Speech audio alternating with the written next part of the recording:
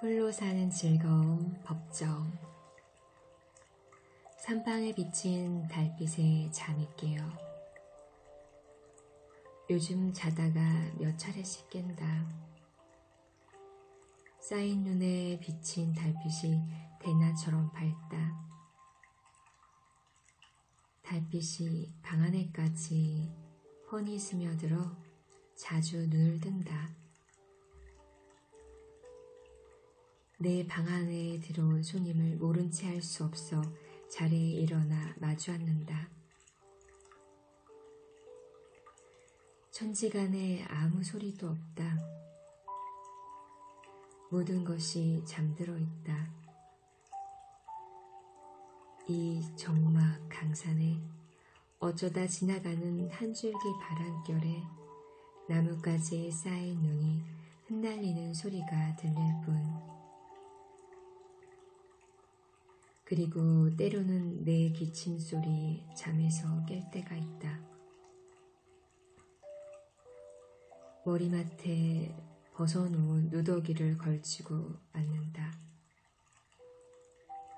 기침이 한밤중에 나를 깨운 까닭을 헤아린다.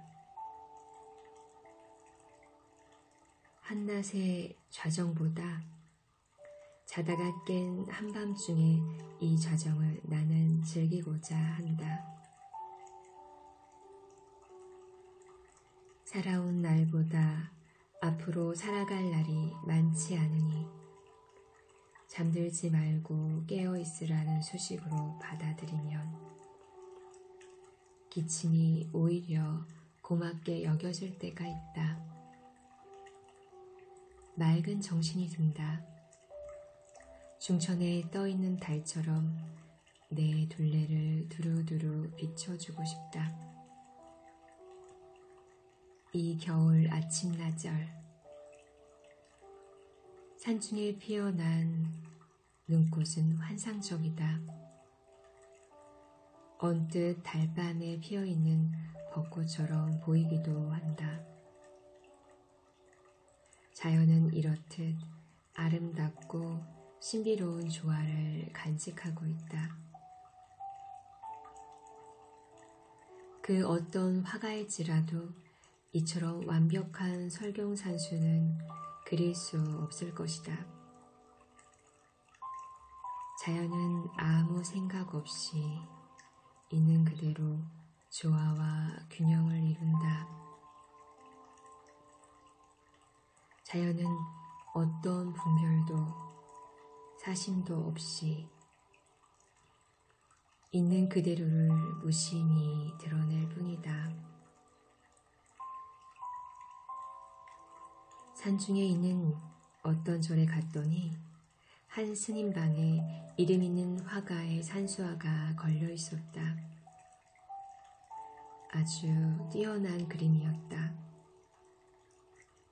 그러나 주인과 벽을 잘못 만나 그 그림은 빛을 발하지 못하고 있었다. 천연 산수가 있는 산중이기 때문에 그 산수를 모방한 그림이기를 펴지 못한 것이다. 그런 산수화는 자연과 떨어진 도시에 있어야 어울리고 그런 곳에서만 빛을 발할 수 있다. 모든 것은 있을 자리에 있어야 살아서 숨쉰다. 이런 일이 있었다. 피카소의 그림 한 장이 100만 불에 팔렸다. 그림을 갖고 싶은 한 귀부인은 그 그림이 진품인지 모조품인지 알 수 없어 망설인다. 한 미술평론가가 그녀에게 말한다. 이 그림은 진품이 틀림없습니다. 이 그림을 그릴 때 제가 현장에 있었으니까요. 그는 피카소의 절친한 친구였다. 그의 말을 듣고 귀부인은 그림을 산다. 그렇지만 그녀는 그래도 안심이 되지 않아 그림을 들고 직접 피카소를 찾아간다. 선생님, 저는 이미 이 그림을 화상에게서 샀으므로 진짜가 아니라고 해도 어쩔 수 없는 일입니다. 다만 이 그림이 진품인지 아닌지를 알고 싶을 뿐입니다. 피카소는 그 그림을 보더니 이상한 대답을 한다. 그 미술평론가도 그 자리에 있었고 그와 동거하던 애인도 그곳에 있었는데 피카소는 이렇게 말한다. 부인, 이 그림은 진품이 아닙니다. 그러자 피카소의 젊은 애인이 말한다. 아니 여보, 내가 보는 앞에서 당신이 이 그림을 그렸어요. 그리고 평론가 선생도 그때 그 자리에 있었고요. 그런데 어떻게 그것이 진품이 아니라고 말할 수 있어요? 피카소는 말한다. 내가 이 그림을 그린 것은 틀림없는 사실입니다. 하지만 그것은 오리지널이 아닙니다. 나는 그 전에도 그것과 똑같은 그림을 그린 적이 있습니다. 그 시절에는 달리 할 일이 없었기 때문에 나는 똑같은 그림을 반복해서 그렸습니다. 이 그림의 오리지널은 지금 파리 박물관에 수장되어 있습니다. 여기 위대한 피카소의 참 명목이 있다. 누가 만들었냐는 중요하지 않다. 설사 화가 자신이 그린 그림이라 할지라도 진짜가 아니고 모조품일 수 있다는 것이다. 그에겐 맨 처음에 그린 그림이 오리지널이었다. 그 그림은 자기 존재의 내면에서 탄생되었기 때문이다. 그는 그 그림을 그릴 때 아무 잡념이 없는 무심의 경지에서 그 자신이 무엇을 그리고 있는지조차 알지 못했다. 위대한 창조는 무심에서 나온다. 그것은 침묵의 세계이고 텅 빈 충만인 공의 경지다. 오늘 금강경 오가에를 펼쳐 야보선사의 시를 다시 읽었다.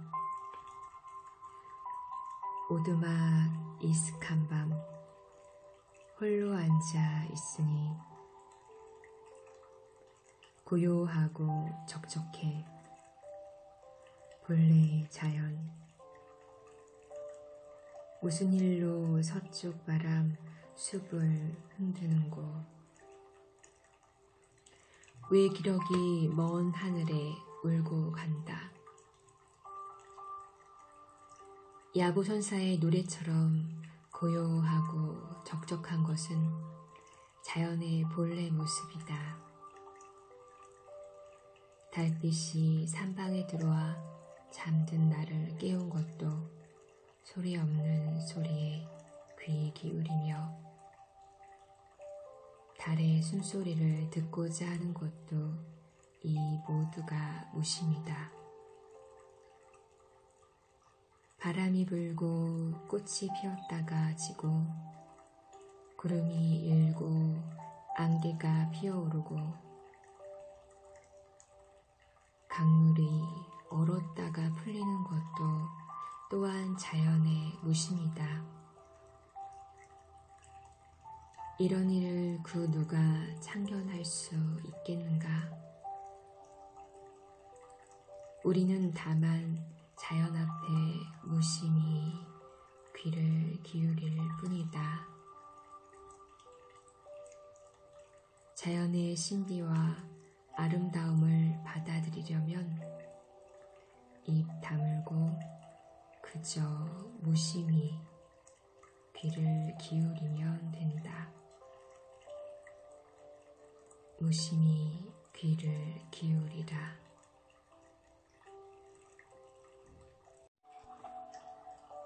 오늘 하루 내 살림살이. 한 열흘 남짓 떠돌아다니면서 끼니마다 해놓은 밥 얻어먹다가 돌아오니 끓여 먹는 일이 새삼스럽다. 버릇이란 고약해서 남이 해주어 버릇하면 자신의 능력을 접어둔 채 의존하려는 타성이 생긴다. 홀로 사는 사람들은 이 타성에 속지 말아야 한다.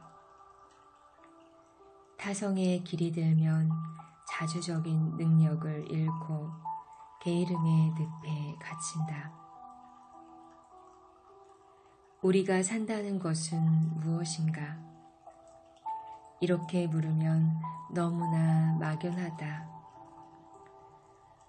구체적인 삶의 내용은 보고, 듣고, 먹고, 말하고, 생각하고, 행동합니다.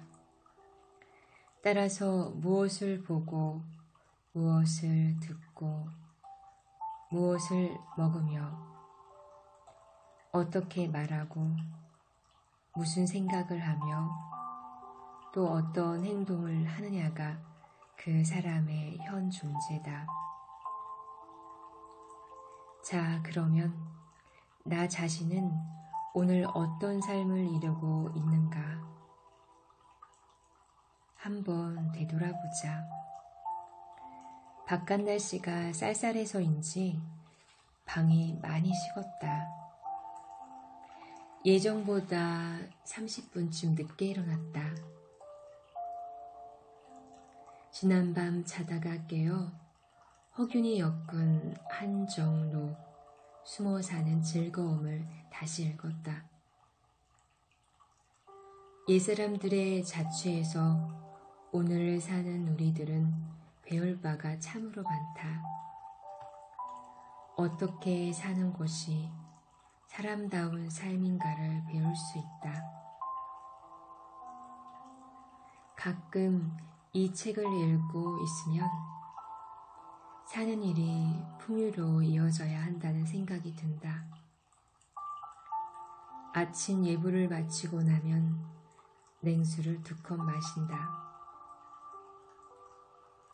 공복에 마시는 냉수. 즉 찬물은 목을 축일 뿐 아니라 정신까지 맑게 씻어준다. 언젠가 스님의 건강 비결은 어떤 것이냐는 질문에 냉수 많이 마시고 많이 걷는 일이라고 했다. 우리는 흔히 살아있는 생수를 멀리한 채 끓여서 죽은 물을 마시는 경우가 많다.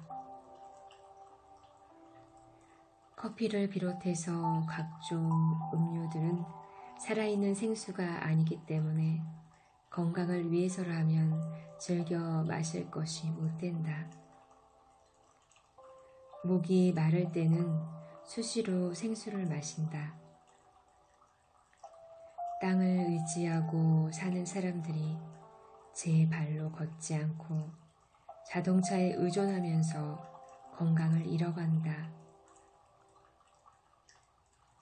제 발로 걷는다는 것은 곧 땅의 의지에 그 기운을 받아들입니다.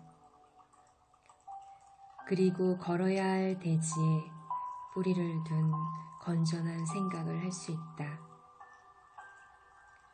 이 땅을 등지고는 온전한 삶을 이룰 수 없다. 나는 지금 이 글을 쓰면서 가을 바람에 나부끼는 물든 잎들을 내다보고 있다. 지고 남은 잎들도 머지않아 가지를 떠날 것이다. 그 빈 가지에는 또 겨울 나그네인 눈이 찾아올 것이다. 나는 또 무슨 소리를 들었는가? 아침 식탁에서 바흐의 판타지와 푸가를 들었다. 며칠 전 취리히에 들렀을 때였다. 그곳 성당의 샤갈의 마지막 작품이 스테인드 글라스로 남아있다. 가는 날이 장날이라고 성당 한쪽에서 때마침 파이프 오르간을 조율하던 참이었다. 조율이 끝나고 조율사는 음악을 한 곡 들려주었다. 성당에서 듣는 파이프 오르간의 그 장엄한 소리는 내 속에 낀 먼지를 말끔히 씻어주는 것 같았다. 그때 그 성당에서 기념으로 산 CD를 오늘 아침 들었다. 건전지로 돌아가는 조그만 소리통이라 그날의 장엄한 울림에 견딜 수는 없지만 음악이 주는 느낌은 느슨한 감성의 줄을 팽팽하게 당겨주었다. 그리고 자동차로 멀고 지루한 길을 달릴 때는 이따금 야니의 역동적이면서도 감미로운 가락이 쌓인 피로를 씻어준다. 또 무엇을 먹는가? 아침은 대개 빵 한 쪽에 차 한 잔, 바나나와 요구르트가 있을 때는 그것을 한 개씩 곁들이기도 한다. 점심과 저녁을 위해 미리 쌀과 잡곡을 물에 불려둔다. 밖에 나갔다가 오두막에 늦게 들어올 때는 햇반의 간단하고 편리함에 기댄다. 혼자서 지내는 사람들이 대개 그렇듯이 먹는 일에 얽매이려 하지 않는다. 현대인들은 먹을 게 없어 굶주린 사람들을 곁에 두고 이것저것 너무 많이 먹어대기 때문에 병원 신세를 지는 경우가 많다. 음식물 쓰레기를 많이 만들어내는 것도 바로 이 과식 때문이다.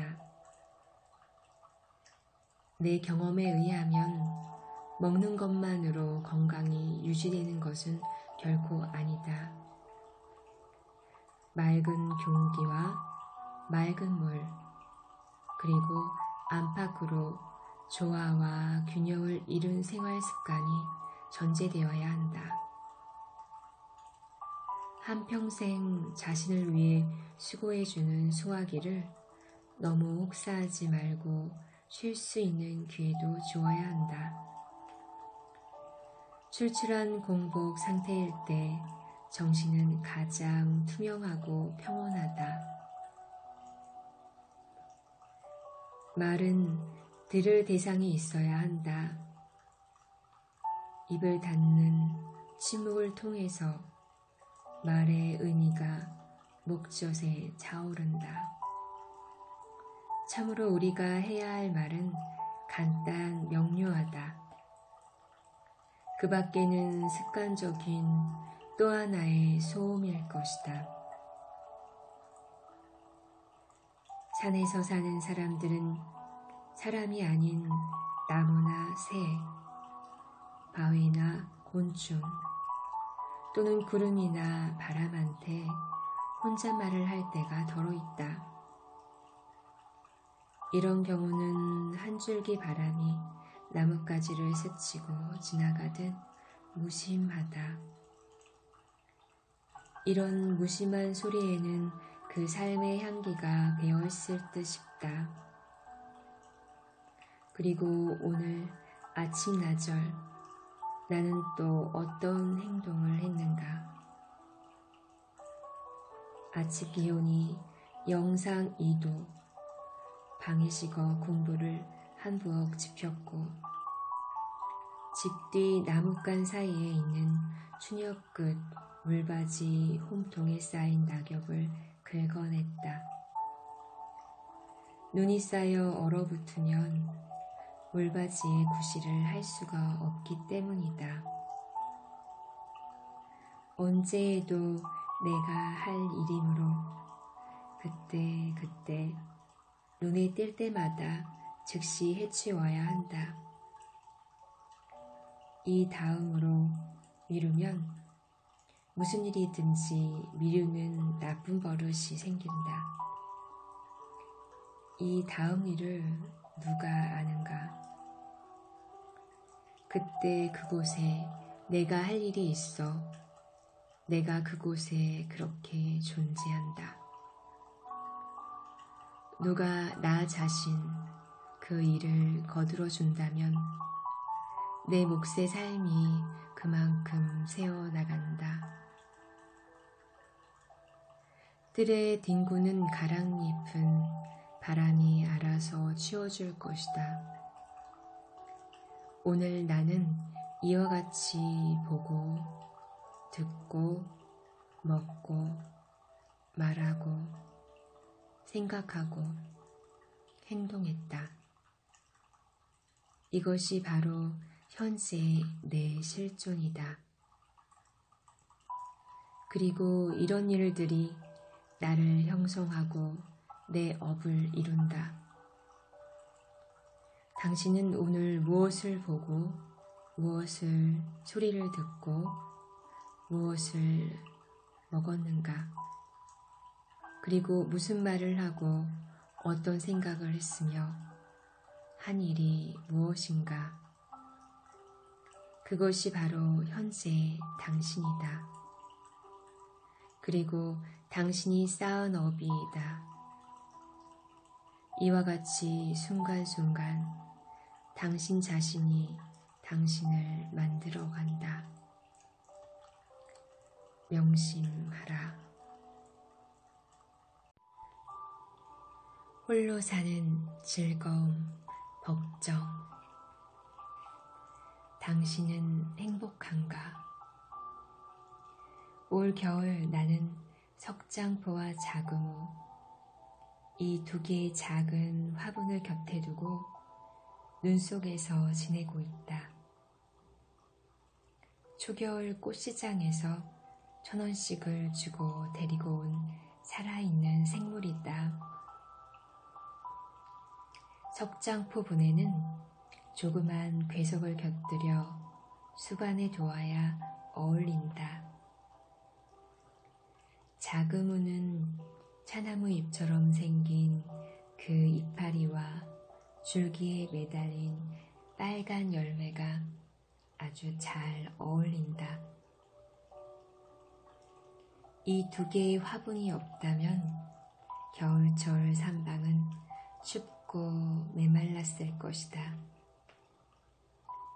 밝은 창문 아래 두고 이따금 두런두런 말을 건네고 눈길을 마주하다 보면 우리는 남이 아닌 한 식구가 된다. 이 애들이 내 겨울을 향기롭게 받쳐주고 있다. 며칠 전 받은 뒤늦은 편지에 스님은 요즘 행복하냐고 불쑥 물어온 사연이 있었다. 이 물음을 받고 나는 새삼스레 행복에 대해 생각하게 되었다. 사람은 누구나 행복하게 살고 싶어 한다. 우리는 마땅히 행복해야 한다. 우리가 잘 사느냐, 못 사느냐 하는 기준도 행복 여하에 달린 거라고 생각된다. 행복을 이야기할 때 우리는 먼저 자기 자신과 가족의 일을 생각한다. 이것이 행복의 기초 단위이기 때문이다. 하루하루 사는 일에 재미를 느끼는 사람은 행복하다. 한 어머니는 며느리에게 예쁜 찻잔을 골라주고 밑반찬을 만들어주고 손녀를 안아주는 일에서 그날의 행복을 누린다. 며느리를 귀엽게 여기고 사랑하는 그 마음에 행복이 깃들어 있는 것이다. 또 다른 행복은 이웃과의 관계에 있다. 어떤 어머니는 애들 아버지가 퇴직을 하면 고향에 돌아가 된장을 맛있게 담아 친지들에게 나누어주고 싶은 꿈에 부풀어 있다. 벌써부터 솔바람 맑은 물 모모 된장이란 이름도 지어놓았다. 전해 듣는 마음도 싱그러워진다. 남을 행복하게 하면 자신도 행복해진다. 현대인들은 행복의 기준을 흔히 남보다 많고 큰 것을 차지하려고 누리는데 두려고 한다. 수십억짜리 저택에 또 몇 억짜리 자동차에 몇 억짜리 무슨 회원권을 지녀야 성에 차한다. 물론 행복은 주관적인 가치이므로 한마디로 이렇다 저렇다 단정적으로 말할 수는 없지만 행복은 결코 많고 큰 데에만 있는 것은 아닐 것이다. 적거나 작은 것을 가지고도 고마워하고 만족할 줄 안다면 그는 행복한 사람이다. 현대인들의 불행은 모자람에서가 아니라 오히려 넘침에 있음을 알아야 한다. 모자람이 채워지면 고마움과 만족할 줄을 알지만 넘침에는 고마움과 만족이 따르지 않는다. 마태복음에 나오는 말씀이다. 마음이 가난한 사람은 행복하다. 하늘나라가 그들의 것이다. 이 가르침에는 깊은 뜻이 담겨 있다. 13세기 독일의 뛰어난 신학자 마이스터 에카르트는 마음이 가난한 사람을 다음과 같이 풀이한다. 마음이 가난한 사람은 아무것도 더 바라지 않고 아무것도 더 알려고 하지 않으며 아무것도 더 가지려고 하지 않는다. 욕망으로부터의 자유, 지식으로부터의 자유, 소유로부터의 자유를 말하고 있다. 심지어 그는 신으로부터도 자유로운 사람만이 진정으로 마음이 가난한 사람이라고 한다. 우리가 불행한 것은 가진 것이 적어서가 아니라 따뜻한 가슴을 잃어가기 때문이다. 따뜻한 가슴을 잃지 않으려면 이웃들과 정을 나누어야 한다. 뿐만 아니라 동물이나 식물 등 살아있는 생물들과도 교감할 줄 알아야 한다. 석장포와 자구모 화분을 햇볕을 따라 옮겨주고 물뿌리개로 물을 뿜어주면서 그 잎과 열매에 눈길을 주고 있으면 내 가슴이 따뜻해진다.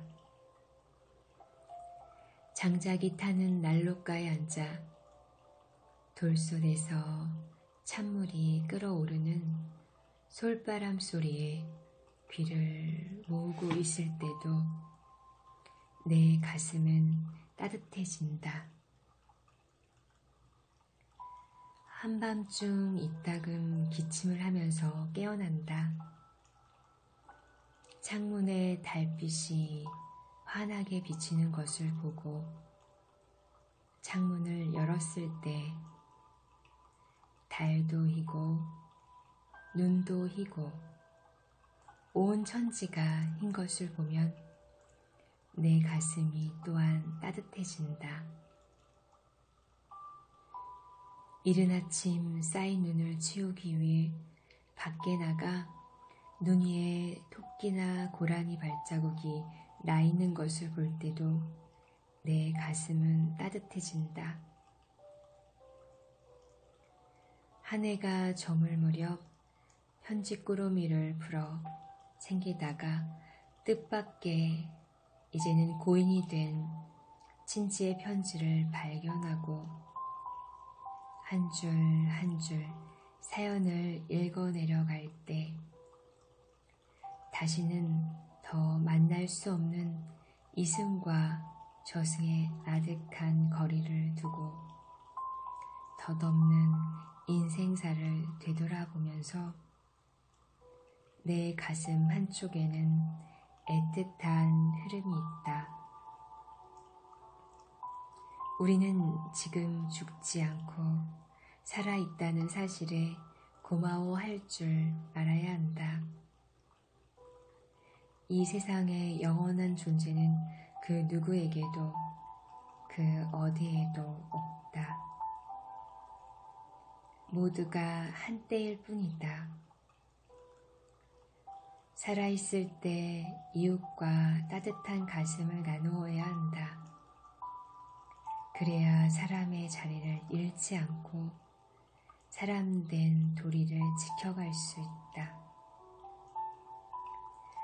영국 속담에 자기 스스로 행복하다고 생각하는 사람은 행복하다는 말이 있다.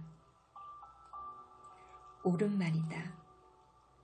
이 말을 뒤집어 보면 자기 스스로 불행하다고 생각하는 사람은 불행하다.